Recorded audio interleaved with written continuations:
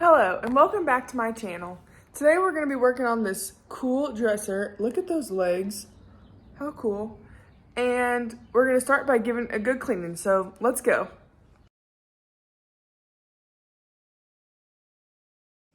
We're going to start by taking off the hardware and giving the piece a good clean. I use Simple Green and hot water with the rag to clean the outside of the piece. And then I use a shop vac to get all the dust, any cobwebs, anything like that on the inside. At this point, I also label each drawer because I want to make sure that I put them back in the same slot that they came out of. So that's what I'm doing here with the tape as well, is numbering each drawer so I know where they go back into.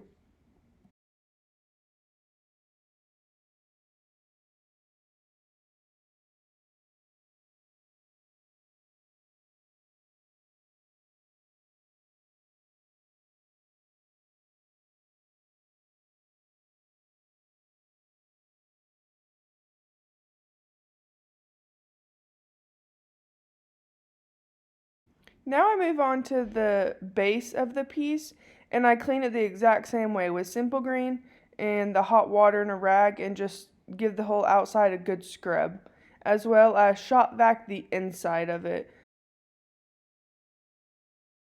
I had just gotten a new stripper in called QCS, and so I wanted to try it, and so I used it on this piece. Hindsight 2020, this finish actually came off really easily, and I should have just sanded it, but I really wanted to try out the stripper. The only issue I had with the stripper is I didn't clean it all the way off, so when I started sanding, I started getting all the goo from the stripper, and I went through so many sandpaper sheets. So that has been my only issue with it, but again, this was my first time using it, so I'll be better about cleaning it fully next time.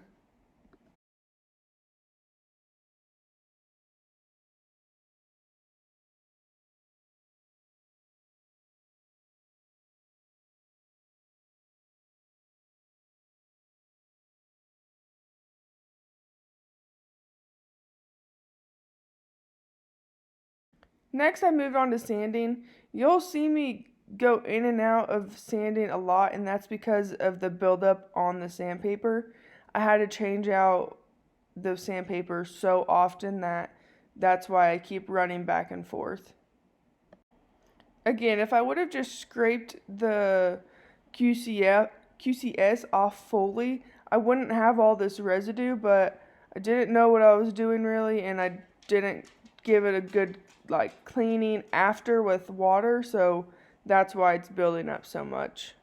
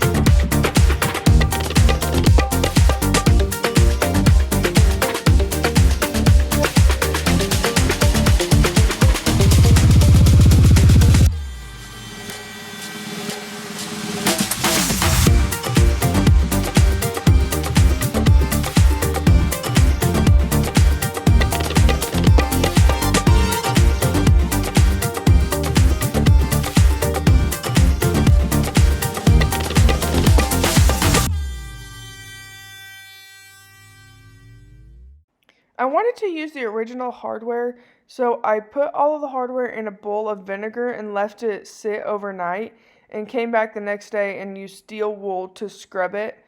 Then I dried it to help restore the finish. After I finished sanding, I cleaned off all the pieces to make sure there was no dust left behind and started on a paint wash. I did 10 parts water, 1 part paint, and wiped all the paint on and then wiped it off with a paper towel. The paint I'm using is Fusion's mineral paint called Algonquin is the color that I chose.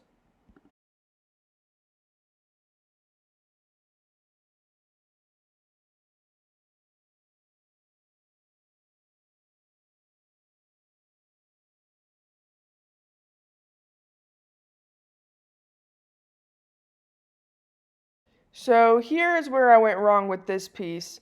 I saw on Instagram someone had done used the Algonquin paint wash and then used a gray stain on top of it. So I tried it and it turned out horribly.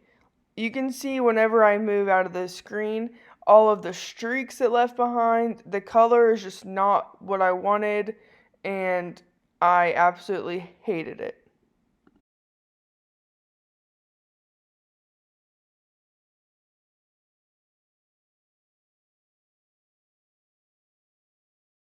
So let's get down to sanding this again. I did not like this gray finish, so I'm sanding all of it down back to the original finish, and I'm going to re-paint wash it. Now, it's not that big of a deal, but the details around the top, middle, and bottom of this dresser made it take a lot longer than I was hoping.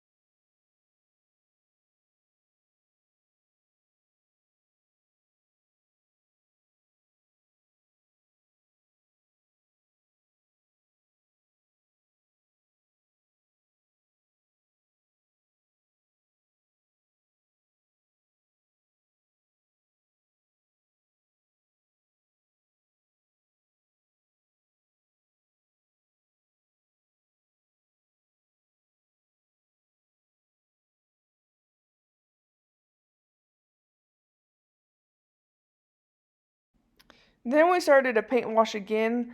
I used the 10 to 1 ratio again using the Fusion Mineral Paint Algonquin.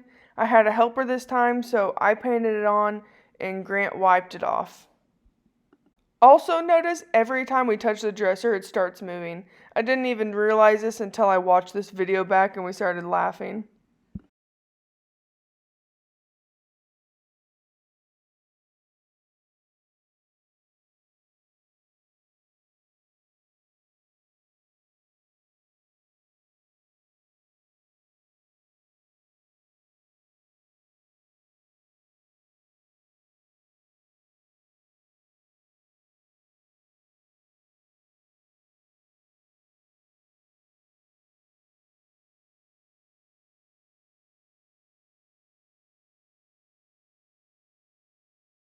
After the paint wash, I gave it a light sanding with the 400 grit and wiped away any dust.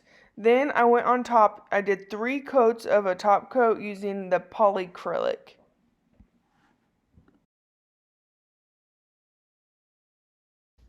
And here's how it turned out. I know I say this every time, but I think this one might be my favorite piece I've ever done. I have it in my bedroom right now waiting to sell, and it might be a little hard for me to get rid of it.